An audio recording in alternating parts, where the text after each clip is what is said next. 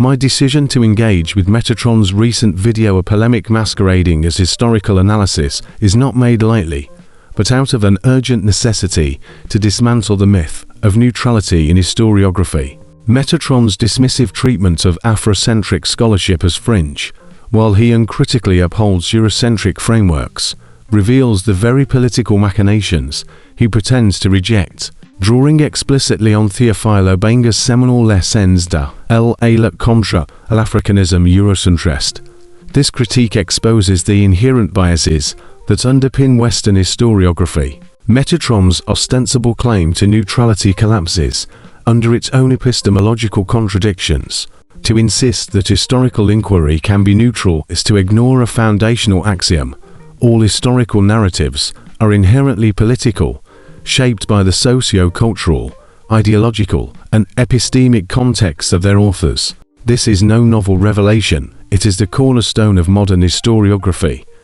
From Benedetto Croce's assertion that all history is contemporary history to Michel-Rolph Trouillot's critique of archival silences, Metatron's feigned objectivity is little more than a performative charade, a thin veneer concealing a Eurocentric teleology that naturalizes Western epistemological dominance, while dismissing counter-hegemonic scholarship, mere fringe fancy. Even the Western historiographical giants Procopius, Bede, Luther, Bodin, and others ironically undermine this claim of neutrality.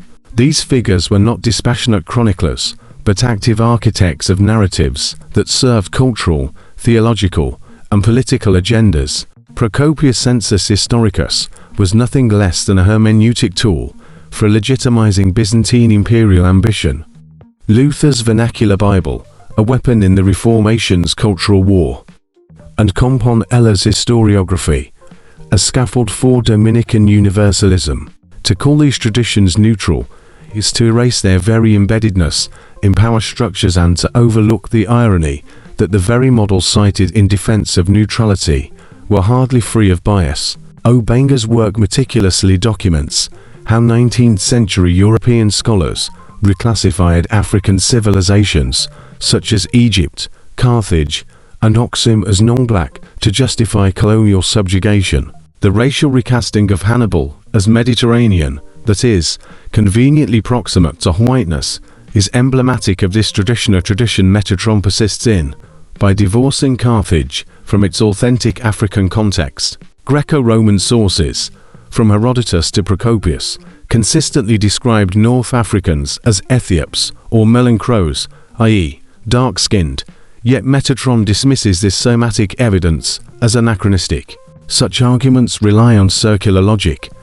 They reject ancient African self-identification as black, and the association of blackness with strength, power, authority, and divinity, while privileging Eurocentric taxonomies invented millennia later.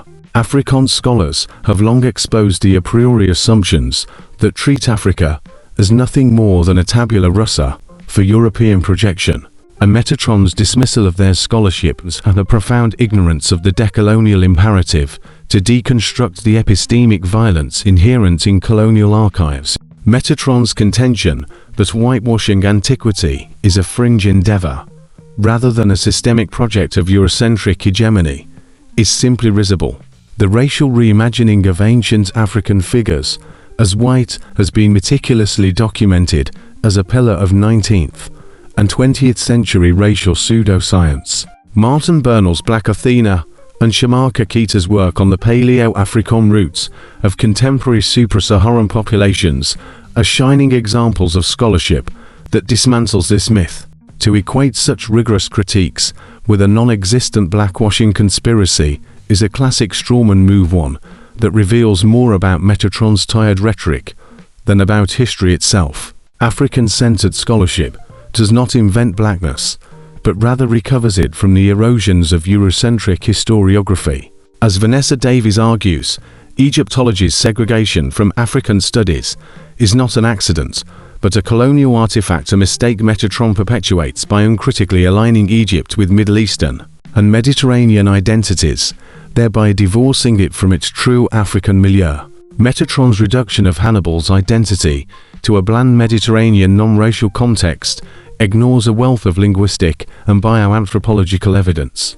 Carthaginian remains have been linked to Sahelian populations, and the Carthaginians themselves self-identified as KN and M Canaanites, a term rooted in Semitic traditions that scholars like Jake Diop situate within a broader African cultural matrix.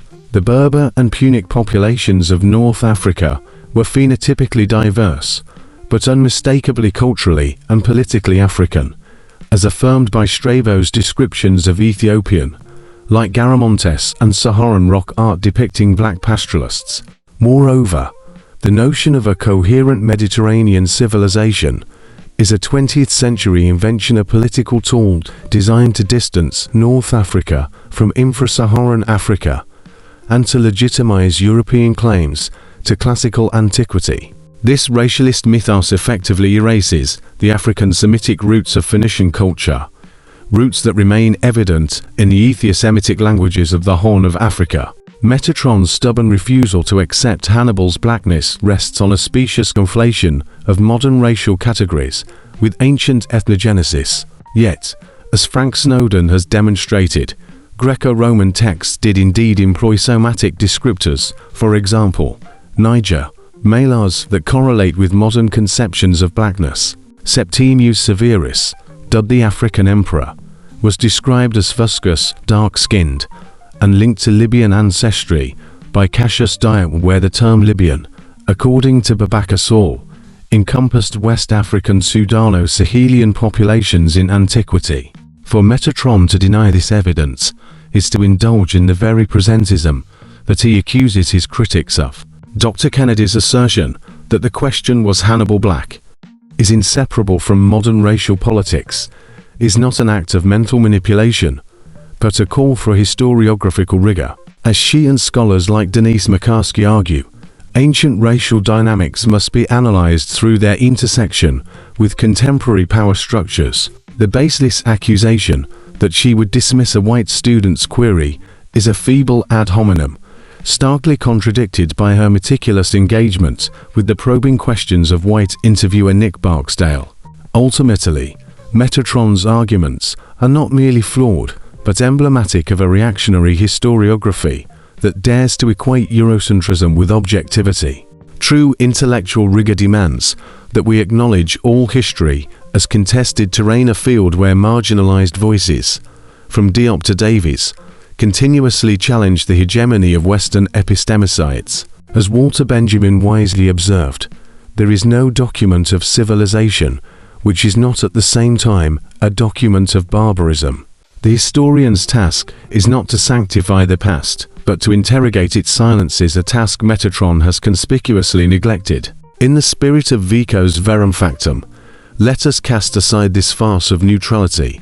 Instead, we must embrace a historiography that is honest in its partiality, transparent about its politics, and humble before the richness and plurality of human experience. After all, if history is the struggle for dignity, as Obinger reminds us, then our task is not only to reclaim it, but also to laugh in the face of those who would pretend that neutrality is anything but a political convenience. Join the Controverse Patreon for exclusive content, behind-the-scenes access, and special perks. Support the channel and connect with a community of revolutionary intellectuals and scholars. Click the link in the description to join now.